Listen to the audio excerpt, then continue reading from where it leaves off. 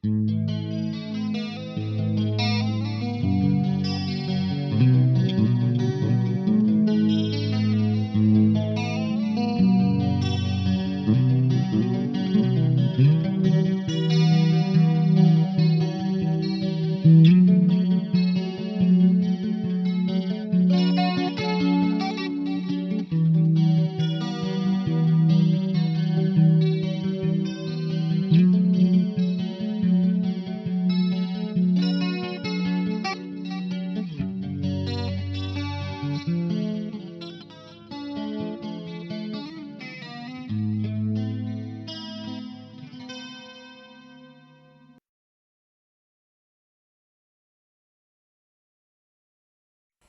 there, welcome back to the Once a Week Kitchen. Way back in the summer I made a video and never got around to uploading it, so I'm going to do it today. There was a special offer on at the supermarket of Braised Steak, which was half price because it was a little bit fattier than usual. So they were selling it at half price, and they do this quite regularly. So it's well worth watching out for. So I decided, rather than trim the meat up front like I normally do, I would cook it the whole pieces of meat with the fat and everything in the slow cooker, and then take the fat off later. And the result was very, very tasty, I have to say. So I hope you enjoy this video, and I hope you go on my website and have a look at the new Once a Week cookbook, which can be downloaded for just £1.50. It would make an ideal Christmas present. It teaches you how to save money, to save time and to save energy, which is very expensive at the moment. I'm cooking 1.5 kilos of braised steak here. I've already browned this piece. So I'm going to pop that in the slow cooker, which I've got set at hot at the moment. So we're going to put the next piece of meat in. Oops.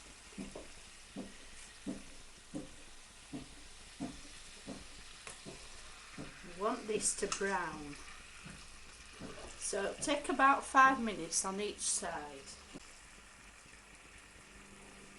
So meanwhile, I've got a pound of onions roughly chopped, so I'm going to put half of those in with the first piece of meat.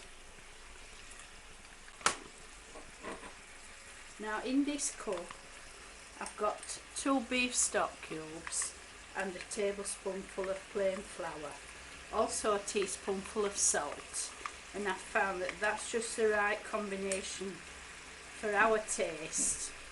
Seasoning wise, you can always add more salt later if you wish, but a lack of salt doesn't seem to work somehow. You need a certain amount of salt as well as your stock cubes. So when this is browned on the first side, I will turn it over and add it to the slow cooker. I've got the kettle on with a litre of water in, which I'm bringing to the boil, because the number one rule with slow cookers is that when you get your meat in there, the cooker needs to be hot and the liquid needs to be as near as it can be to boiling. So that way you give it a good start. If you put the liquid in cold, it can take 2 hours for it to come up to temperature before your meat starts to cook. The delicious smell coming out of this pan tells me that one side of the meat is brown.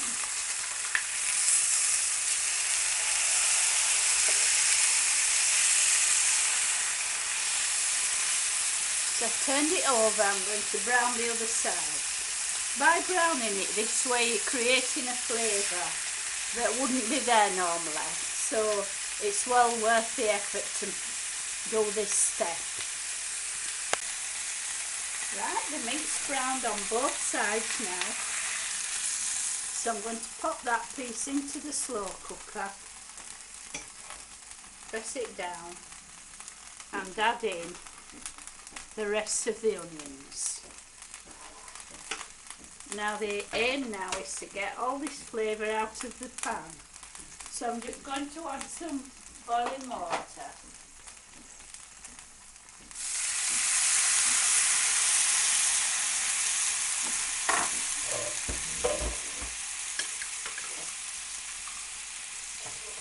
Going to scrape the pan we need to get every scrap of this wonderful beefy flavour out of the pan. Oops, wobble. To be careful on this cooker. So this is the thickener that's going in as well.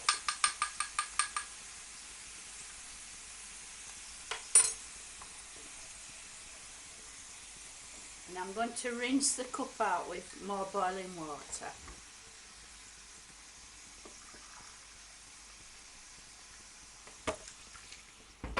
This is starting to thicken now.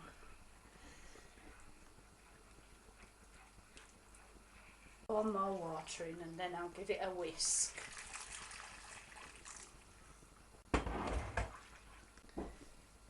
If ever anything looks like going lumpy, your whisk is your best friend. So before we pour the liquid in, we want it to boil. And that gives the slow cooker a good start. If you like, you can put this on late at night or before you go to bed.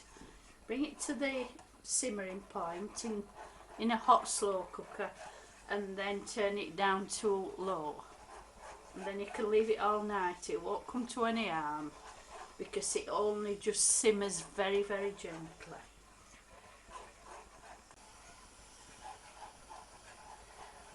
What I'm going to do once the meat's cooked, I'll let it go cold and then I will remove the fat.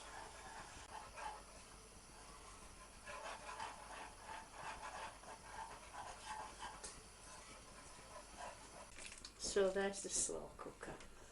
What we want is for the meat to be just about covered on the onions.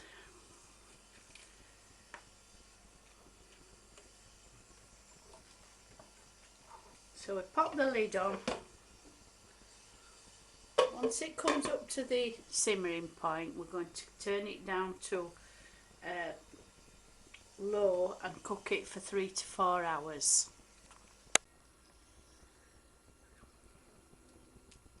The meat's now had 4 hours in the slow cooker and it's very, very tender, falling to bits. And it smells delicious. So what I'm going to do now, I'm going to leave that to cool down and then I'm going to show you how I remove the grot. Right, the braised steak's cooked now, it's all falling apart. So what we do, we just pick up the pieces and pull off any fatty bits. They should just peel off easily like that. I don't want those in because I'm going to make this into pies and pasties eventually, so these bits are not welcome. So take them, just keep the nice lean pieces and pop them on one side, go through it all like that and make sure that you've degrotted it, so to speak.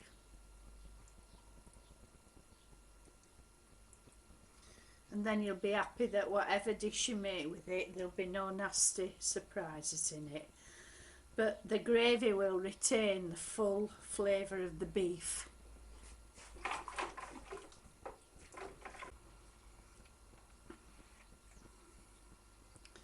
Right, I've picked over the meat now and all this is absolutely lean meat and onions. So each one of these we'll make a meat and potato pie for 4 people, or about 10 Cornish pasties, or should I say Yorkshire pasties. So very economical. That amount of meat has cost me £6, so it's very, very reasonable. So I'm going to use one today and then I'm going to put these 2 in the freezer for another day. Plus I've got quite a fair amount of really tasty gravy as well, which I will serve up with the pies.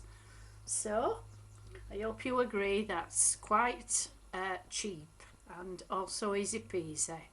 See you later. Bye.